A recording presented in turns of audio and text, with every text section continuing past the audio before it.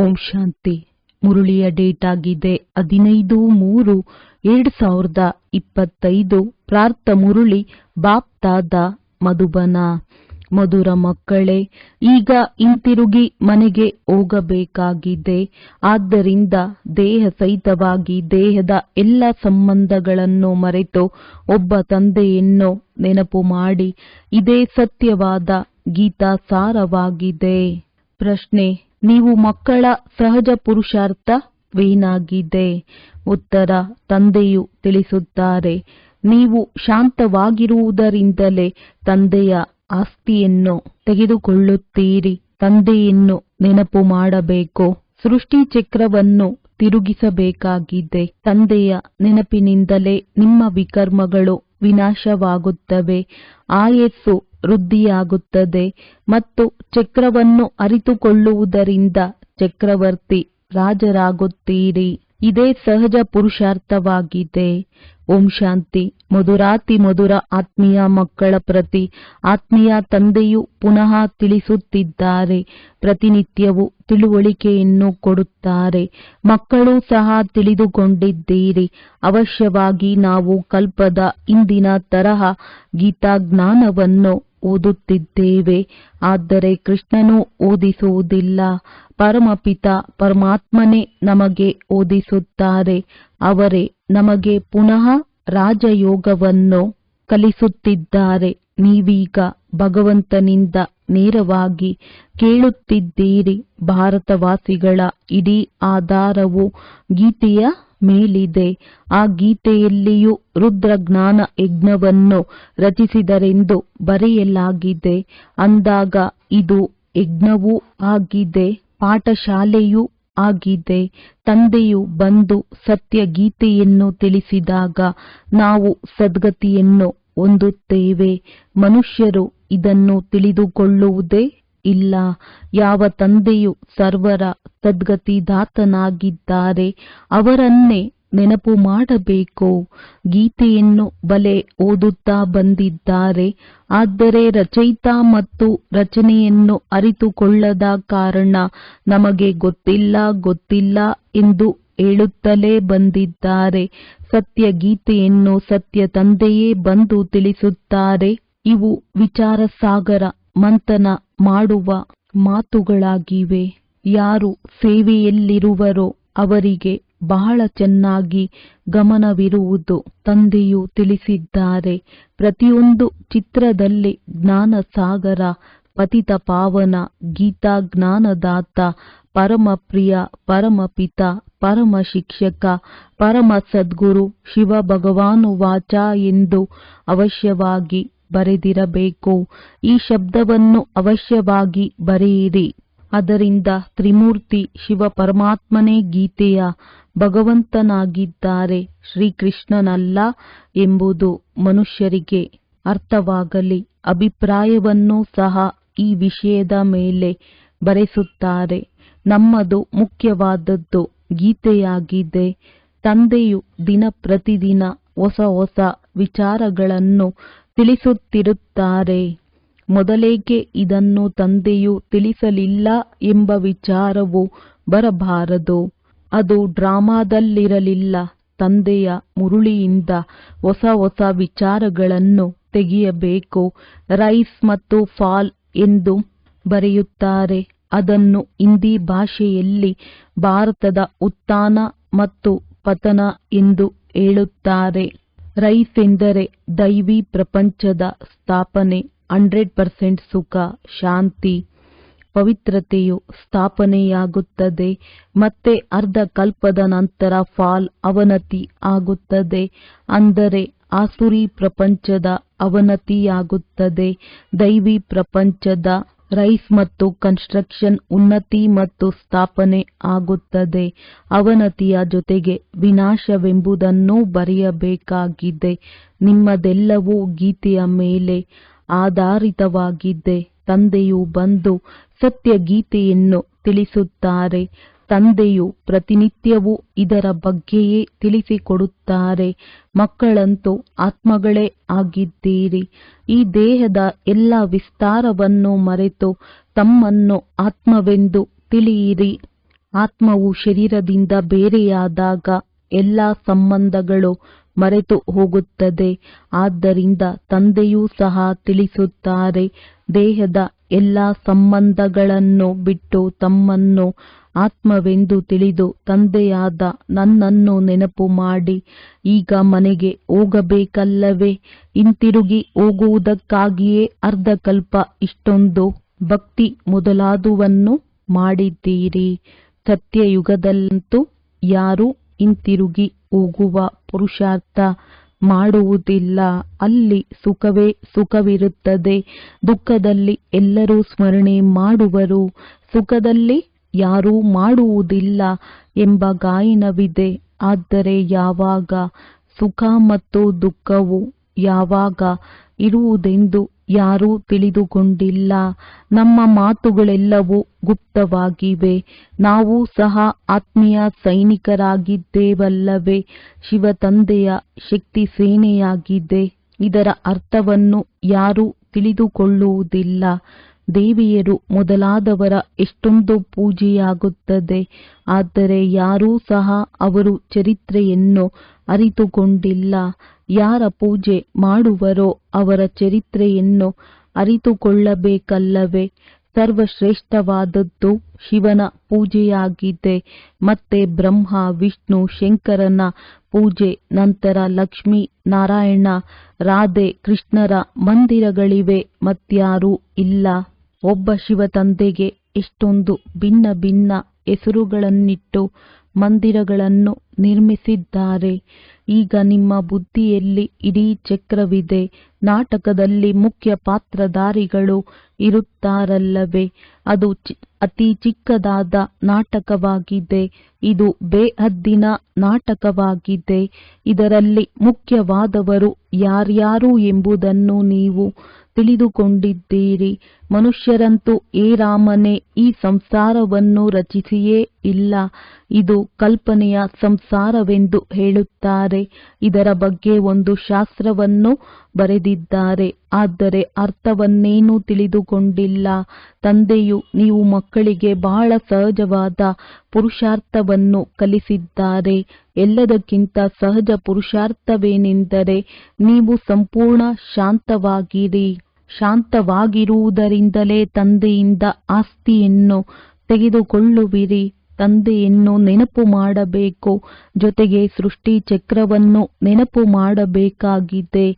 ತಂದೆಯ ನೆನಪಿನಿಂದಲೇ ನಿಮ್ಮ ವಿಕರ್ಮಗಳು ವಿನಾಶವಾಗುತ್ತವೆ. ನೀವು ನಿರೋಗಿಯಾಗುತ್ತೀರಿ. ಆಯಸ್ಸು ಸಹ ಹೆಚ್ಚಾಗುವುದು.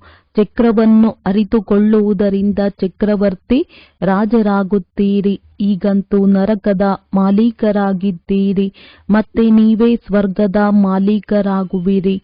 ಸ್ವರ್ಗದ ಮಾಲೀಕರಂತೂ ಎಲ್ಲರೂ ಆಗುತ್ತಾರೆ, ಆದರೆ ಅದರಲ್ಲಿ ಪದವಿಗಳಿವೆ. ಯಾರೆಷ್ಟು ಅನ್ಯರನ್ನು ತಮ್ಮ ಸಮಾನ ಮಾಡಿಕೊಳ್ಳುವರೋ ಅಷ್ಟು ಶ್ರೇಷ್ಠ ಪದವಿಯು ಸಿಗುವುದು. ಅವಿನಾಶಿ ಜ್ಞಾನ ರತ್ನಗಳ ದಾನವೇ ಮಾಡದಿದ್ದರೆ ಪ್ರತಿಫಲವೇನು ಸಿಗುವುದು?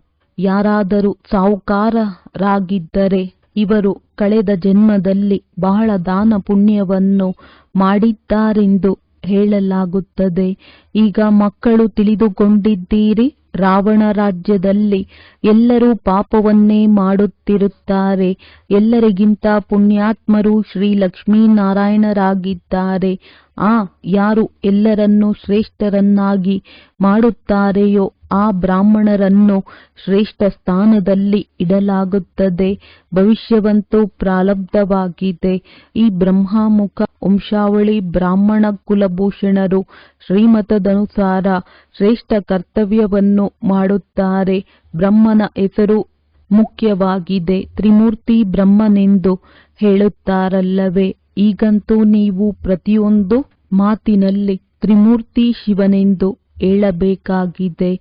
ಬ್ರಹ್ಮನ ಮೂಲಕ ಸ್ಥಾಪನೆ, ಶಂಕರನ ಮೂಲಕ ವಿನಾಶವೆಂದು ಗಾಯನವಿದೆಯಲ್ಲವೇ? ವಿರಾಟ ರೂಪವನ್ನು ತೋರಿಸುತ್ತಾರೆ, ಆದರೆ ಅದರಲ್ಲಿ ಶಿವನನ್ನಾಗಲಿ ಬ್ರಾಹ್ಮಣರನ್ನಾಗಲಿ ತೋರಿಸಿಲ್ಲ. ಇದನ್ನು ಸಹ ನೀವು ಮಕ್ಕಳು ತಿಳಿಸಬೇಕಾಗಿದೆ. ನಿಮ್ಮಲ್ಲಿಯೂ ಸಹ ವಿರಳ ಕೆಲವರ ಬುದ್ಧಿಯಲ್ಲಿಯೇ ಯಥಾರ್ಥ ರೀತಿಯಿಂದ ಕುಳಿತುಕೊಳ್ಳುತ್ತದೆ. ಬಹಳಷ್ಟು ಅಂಶಗಳಿವೆ, ಇವುಗಳನ್ನು ವಿಷಯಗಳೆಂದು ಹೇಳುತ್ತಾರೆ. ಎಷ್ಟೊಂದು ವಿಷಯಗಳು ಸಿಗುತ್ತವೆ. ಸತ್ಯ ಗೀತೆಯನ್ನು ಭಗವಂತನ ಮೂಲಕ ಕೇಳುವುದರಿಂದ ಮನುಷ್ಯರಿಂದ ದೇವತೆ ವಿಶ್ವದ ಮಾಲೀಕರಾಗಿ ಬಿಡುತ್ತೀರಿ. ಈ ವಿಷಯವು ಎಷ್ಟು ಚೆನ್ನಾಗಿದೆ, ಆದರೆ ತಿಳಿಸಿಕೊಡುವಂತಹ ಬುದ್ಧಿವಂತಿಕೆಯೂ ಬೇಕಲ್ಲವೇ? ಈ ಮಾತನ್ನು ಸ್ಪಷ್ಟವಾಗಿ ಬರೆಯಬೇಕು, ಅದರಿಂದ ಮನುಷ್ಯರು ಅರಿತುಕೊಳ್ಳಲಿ ಮತ್ತು ಕೇಳಲಿ. ಎಷ್ಟು ಸಹಜವಾಗಿದೆ. ಒಂದೊಂದು ಜ್ಞಾನಬಿಂದು ಕೋಟ್ಯಾಂತರ ರೂಪಾಯಿಗಳ ಮೌಲ್ಯವುಳ್ಳದ್ದಾಗಿದೆ. ಇದರಿಂದ ನೀವು ಹೇಗಿದ್ದವರು ಏನಾಗುವಿರಿ? ನಿಮ್ಮ ಹೆಜ್ಜೆ ಹೆಜ್ಜೆಯಲ್ಲಿಯೂ ಪದಮಗಳಿವೆ. ಆದ್ದರಿಂದ ದೇವತೆಗಳಿಗೂ ಸಹ ಪದಮದ ಹೂವನ್ನು ತೋರಿಸುತ್ತಾರೆ. ನೀವು ಬ್ರಹ್ಮಮುಖ ವಂಶಾವಳಿ ಬ್ರಾಹ್ಮಣರ ಹೆಸರನ್ನೇ ಮರೆಮಾಡಿಬಿಟ್ಟಿದ್ದಾರೆ. ಆ ಬ್ರಾಹ್ಮಣರು ಬಗಲಿನಲ್ಲಿ ಗೀತೆಯನ್ನಿಟ್ಟುಕೊಳ್ಳುತ್ತಾರೆ. ನೀವು ಸತ್ಯ ಬ್ರಾಹ್ಮಣರಾಗಿದ್ದೀರಿ. ನಿಮ್ಮ ಬುದ್ಧಿಯಲ್ಲಿ ಸತ್ಯವಾದ ಗೀತೆ ಇದೆ. ಅವರ ಬಗಲಿನಲ್ಲಿ ಕುರುಂ ಅಂದರೆ ಗ್ರಂಥವಿದೆ. ನಿಮ್ಮ ಬಗಲಿನಲ್ಲಿ ಸತ್ಯಂ ಇದೆ. ನಾವು ಶ್ರೀಮತದನುಸಾರ ಸ್ವರ್ಗ ಸ್ಥಾಪನೆ ಮಾಡುತ್ತಿದ್ದೇವೆ. ತಂದೆಯು ರಾಜಯೋಗವನ್ನು ಕಲಿಸುತ್ತಿದ್ದಾರೆಂದು ನಿಮಗೆ ನಶೆ ಏರಬೇಕು. ನಿಮ್ಮ ಬಳಿ ಯಾವುದೇ ಪುಸ್ತಕವಿಲ್ಲ. ಈ ಸರಳವಾದ ಬ್ಯಾಡ್ಜ್ ನಿಮ್ಮ ಸತ್ಯವಾದ ಗೀತೆಯಾಗಿದೆ. ಇದರಲ್ಲಿ ತ್ರಿಮೂರ್ತಿಯ ಚಿತ್ರವೂ ಇದೆ ಅಂದಾಗ ಪೂರ್ಣ ಗೀತೆಯೇ ಇದರಲ್ಲಿ ಬಂದು ಬಿಡುತ್ತದೆ. ಸೆಕೆಂಡಿನಲ್ಲಿ ಇಡೀ ಗೀತೆಯನ್ನು ತಿಳಿಸಿಕೊಡಲಾಗುತ್ತದೆ. ಈ ಬ್ಯಾಡ್ಜ್ನ ಮೂಲಕ ಸೆಕೆಂಡಿನಲ್ಲಿ ಯಾರಿಗೆ ಬೇಕಾದರೂ ತಿಳಿಸಬಲ್ಲಿರಿ. ಇವರು ನಿಮ್ಮ ತಂದೆಯಾಗಿದ್ದಾರೆ. ಇವರನ್ನು ನೆನಪು ಮಾಡುವುದರಿಂದ ನಿಮ್ಮ ವಿಕರ್ಮಗಳು ವಿನಾಶವಾಗುತ್ತದೆ.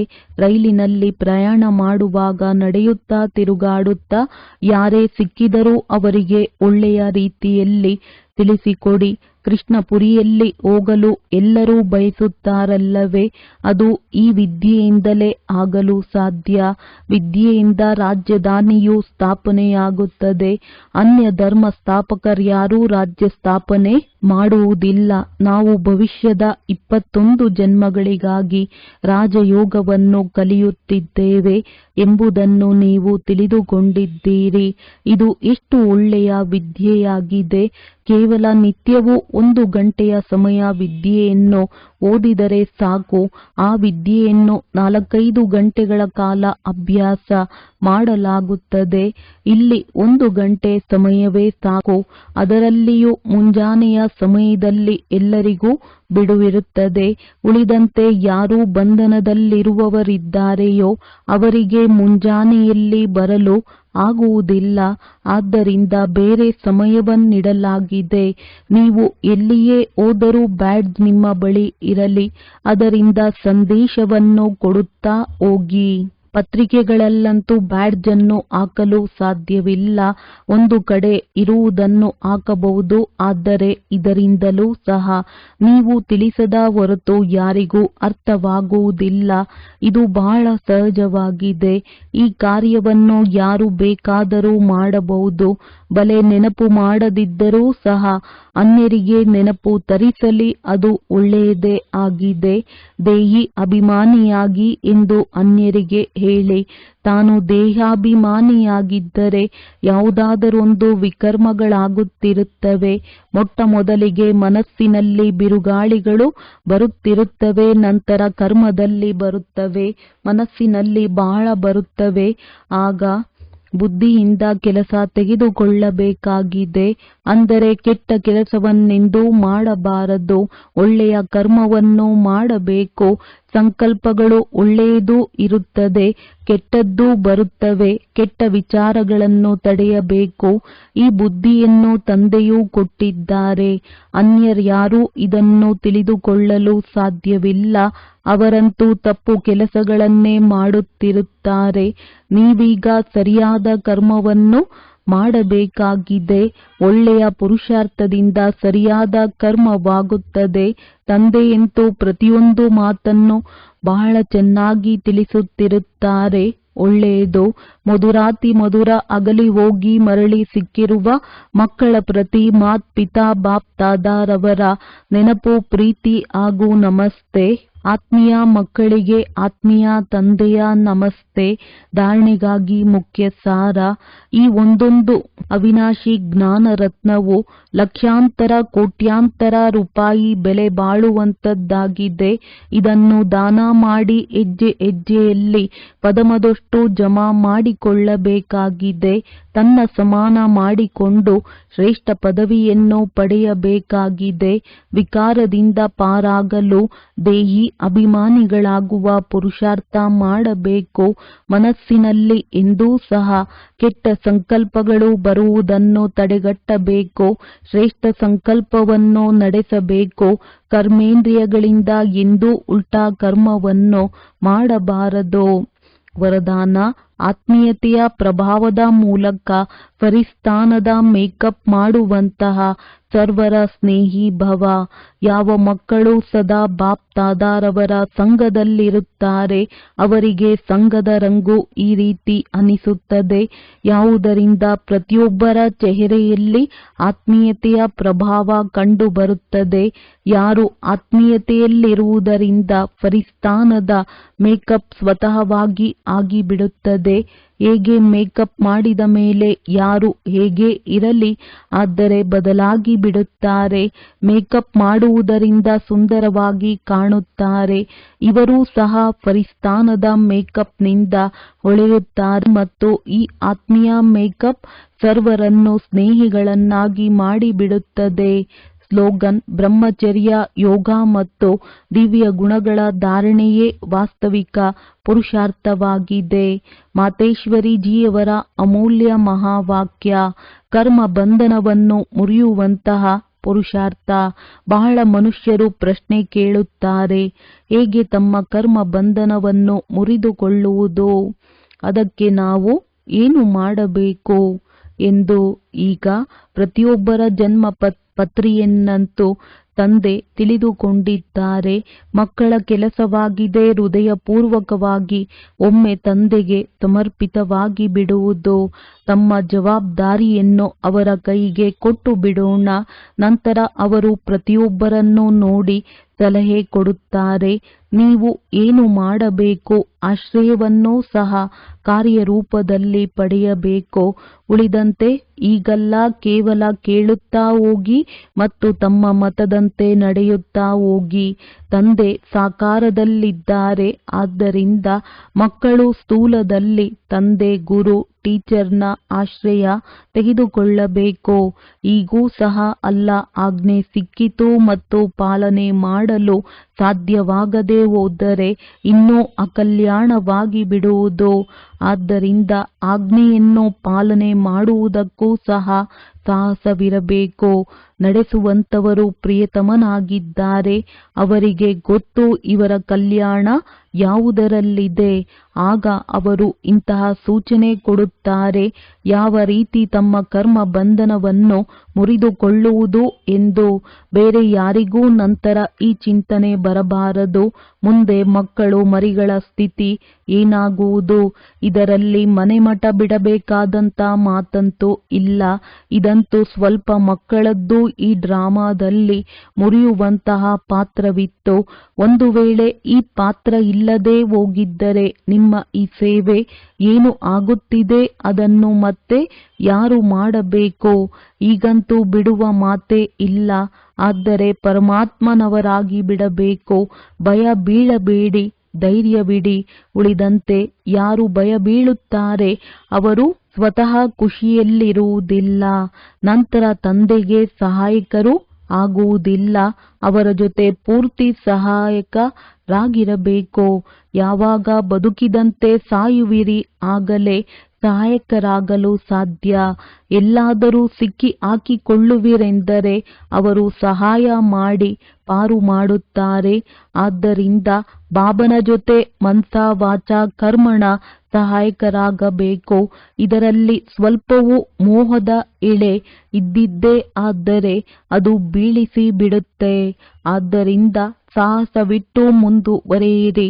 ಯಾವಾಗ ಸಾಹಸದಲ್ಲಿ ಬಲಹೀನತೆ ಆಗುತ್ತೆ ಆಗ ತಬ್ಬಿಬ್ಬಾಗುವಿರಿ. ಆದ್ದರಿಂದ ತಮ್ಮ ಬುದ್ಧಿಯನ್ನು ಪೂರ್ತಿ ಪವಿತ್ರ ಮಾಡಿಕೊಳ್ಳಬೇಕು. ವಿಕಾರದ ಅಂಶ ಸ್ವಲ್ಪ ಮಾತ್ರವೂ ಸಹ ಇರಬಾರದು. ಗುರಿ ಏನಾದರೂ ದೂರ ಇದೆಯೇ ಆದರೆ ಏರುವುದರಲ್ಲಿ ಸ್ವಲ್ಪ ಅಂಕುಡೊಂಕಿದೆ. ಆದರೆ ಸಮರ್ಥರ ಆಶ್ರಯ ಪಡೆದಲ್ಲಿ ಭಯವೂ ಇರುವುದಿಲ್ಲ, ಆಯಾಸವೂ ಇರುವುದಿಲ್ಲ. ಒಳ್ಳೆಯದು. ಓಂ ಶಾಂತಿ. ಅವ್ಯಕ್ತ ಸೂಚನೆ. ಸತ್ಯ ಮತ್ತು ಸಭ್ಯತೆ ರೂಪಿ ಕಲ್ಚರ್ ಸಂಸ್ಕೃತಿಯನ್ನು ತಮ್ಮದಾಗಿಸಿಕೊಳ್ಳಿರಿ. ತಮ್ಮ ಮಾತು ಹಾಗೂ ಸ್ವರೂಪ ಎರಡೂ ಜೊತೆಯಲ್ಲಿ ಮಾತು ಸ್ಪಷ್ಟವಾಗಿರಲಿ ಹಾಗೂ ಅದರಲ್ಲಿ ಸ್ನೇಹ, ನಮ್ರತೆ, ಮಧುರತೆ ಹಾಗೂ ಸತ್ಯತೆಯೂ ಸಹ ಇರಲಿ. ಆದರೆ ಸ್ವರೂಪದ ನಮ್ರತೆಯೂ ಇರಲಿ. ಇದೇ ರೂಪದಲ್ಲಿ ತಂದೆಯನ್ನು ಪ್ರತ್ಯಕ್ಷ ಮಾಡಲು ಸಾಧ್ಯ. ನಿರ್ಭಯರಾಗಿರಿ. ಆದರೆ ಮಾತುಗಳು ಮರ್ಯಾದೆಯ ಒಳಗೆ ಇರಲಿ. ಆಗ ತಮ್ಮ ಶಬ್ದಗಳು ಕಟು ಅಲ್ಲ, ಮಧುರ ಎನಿಸುವುದು. ಒಳ್ಳೆಯದು. ಓಂ ಶಾಂತಿ. ಓಂ